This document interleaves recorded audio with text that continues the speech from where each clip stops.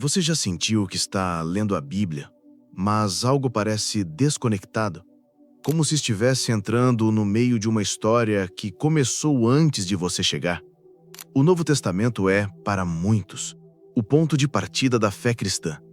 Mas talvez o que nunca te contaram é que ele não começa em Mateus.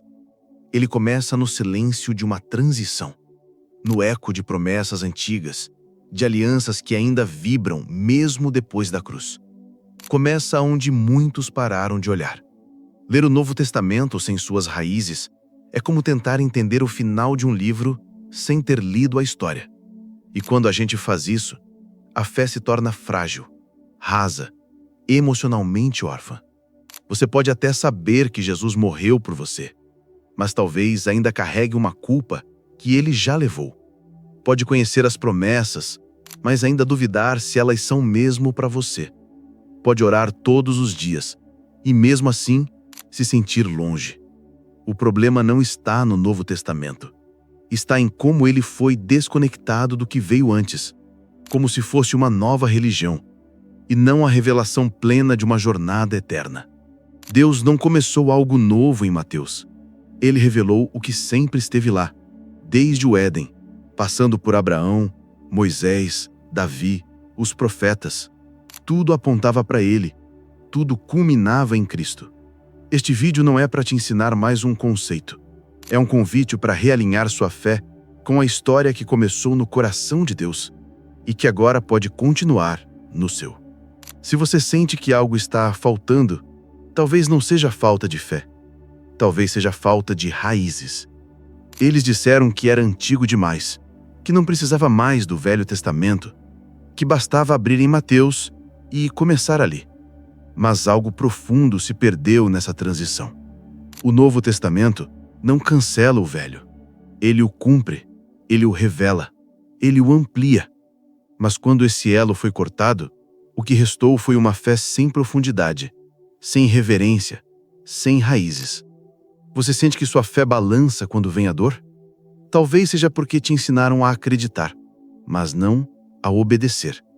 Te mostraram o amor de Deus, mas silenciaram sobre o temor sagrado. Apontaram promessas, mas esconderam os ciclos espirituais que sustentam a alma. Práticas como o sabá, não por tradição, mas como pausa sagrada. A disciplina da obediência, não por medo, mas por alinhamento com o Espírito. Tudo isso foi sendo calado não pela Bíblia, mas pela pressa da cultura moderna. Imagine uma árvore tentando dar frutos depois de cortar suas raízes. Ela pode até parecer viva por um tempo, mas aos poucos começa a secar por dentro. É assim que muita gente está vivendo espiritualmente.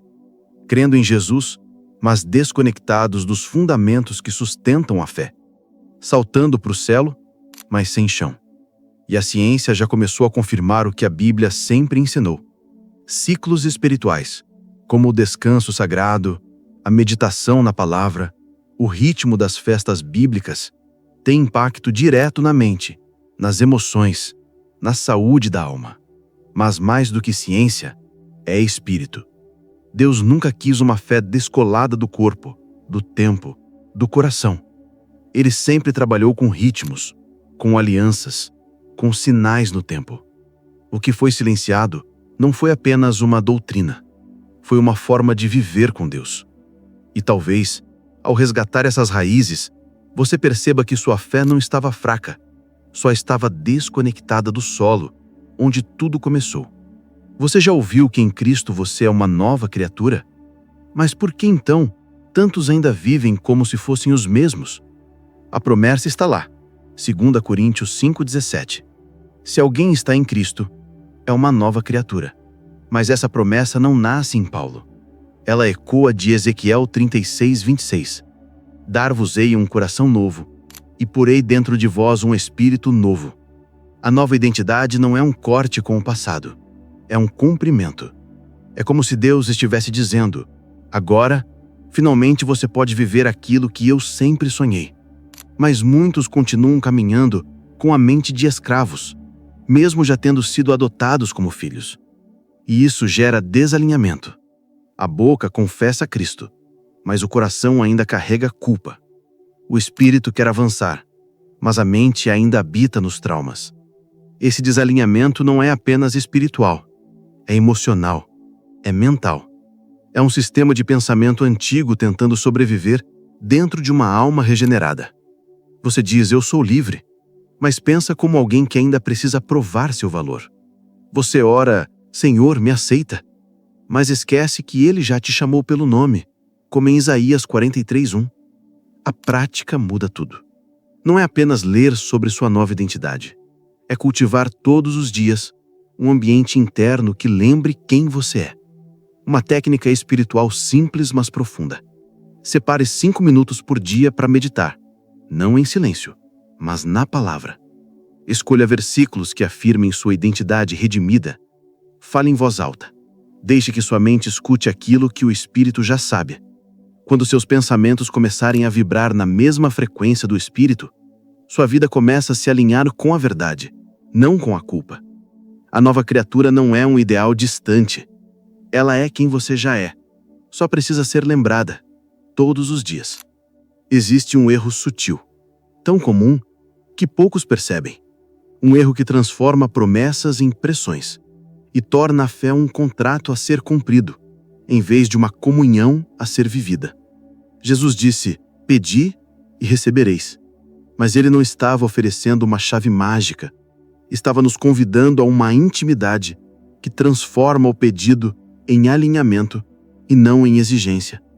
Muitos leem as promessas do Novo Testamento como cláusulas de um contrato. Se eu fizer isso, então Deus vai fazer aquilo. Mas essa não é a linguagem do Pai. Essa é a lógica de um coração ferido, que aprendeu a negociar para não ser rejeitado. Deus não negocia. Ele se revela. Ele convida. Ele espera. A fé nunca foi uma moeda. Foi sempre uma resposta. Abel ofereceu. Noé construiu. Abraão saiu. Nenhum deles tinha um acordo assinado. Tinha uma confiança que gerava movimento. Quando você ora, está tentando convencer a Deus ou está se abrindo para ser transformado pela presença dele? Daniel não orava para ganhar bênçãos. Orava porque seu coração ardia por fidelidade. Elias não pediu fogo para impressionar. Pediu porque sabia de quem era a aliança. Essa é a diferença entre promessa e contrato. O contrato protege interesses. A promessa protege vínculos. Quando você começa a enxergar o Novo Testamento como uma extensão de tudo que Deus já prometeu, você para de cobrar resultados e começa a cultivar relacionamento. Esse é o convite. Deixar que cada promessa seja uma janela para dentro do coração de Deus, não uma escada para alcançar algo dele. E quanto mais você se alinha com o coração do Pai, menos vai pedir por respostas e mais vai desejar permanecer na presença. Você já orou com autoridade, mas não sentiu poder? Já declarou versículos, mas a atmosfera não mudou. Talvez te ensinaram que a autoridade vem de posição, mas na Bíblia, a autoridade vem de alinhamento. Antes de Pedro curar com a sombra, ele foi quebrado pelo olhar de Jesus. Antes de Paulo declarar com ousadia, ele foi despido no caminho de Damasco. No Novo Testamento, a autoridade não começa em Cristo. Ela é revelada em Cristo, mas já estava simbolizada em Moisés, Josué, Davi. Todos operavam por uma unção delegada, por uma aliança que dava respaldo espiritual. Mas hoje muitos acham que a autoridade é um tom de voz, um jeito de falar mais firme ou uma posição na igreja. Não. Autoridade é coerência. É quando sua mente, coração e prática estão rendidos à verdade de Cristo. É quando o inimigo olha e reconhece. Esse aí não fala de si mesmo. Estudos mostram que a oração focada, centrada na verdade e na coerência emocional, ativa áreas do cérebro ligadas à percepção, à intuição e à autorregulação. Mas isso é só reflexo. A fonte é espiritual. Quer ativar essa autoridade? Comece assim. Respire fundo. Ore com consciência, não com pressa. Repita versículos de autoridade. Eis que vos dou o poder. Lucas 10:19. Assentados com Cristo. Efésios 2:6.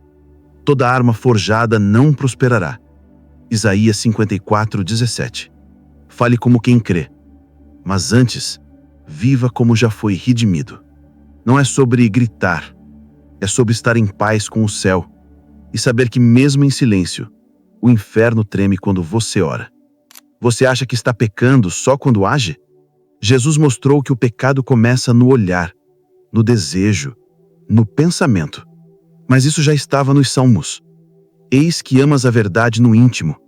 Salmo 51:6. E em Jeremias, enganoso é o coração, mais do que todas as coisas.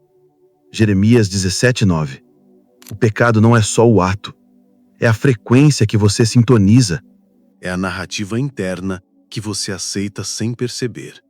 A carne, nesse contexto, não é só o corpo. É um sistema de pensamento desalinhado com a vida do espírito.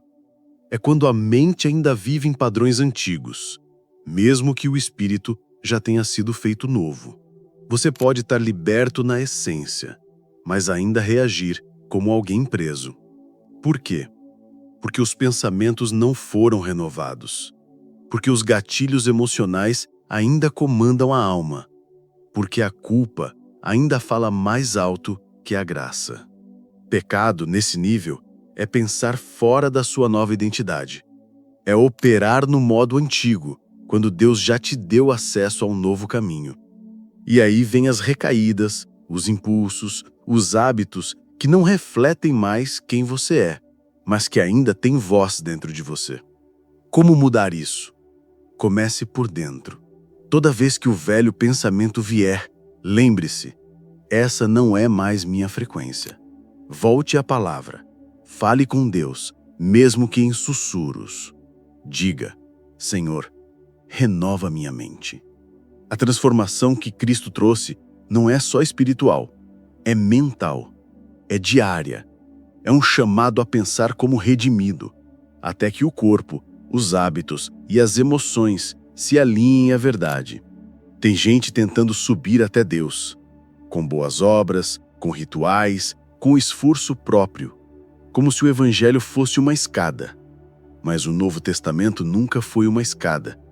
Ele é um espelho que revela quem você já é em Cristo. Não por mérito, mas por reconexão com a essência que Deus soprou em você. Efésios 2:6 diz: nos ressuscitou juntamente com Ele e nos fez assentar nos lugares celestiais em Cristo Jesus. Isso não é promessa futura, é realidade presente. Mas por que então tantos ainda tentam se provar? Porque vivem com medo de não serem bons o suficiente. Porque esqueceram que o reino não é um sistema de merecimento, é um lugar de pertencimento. Davi entendeu isso quando disse: não te comprases em sacrifícios.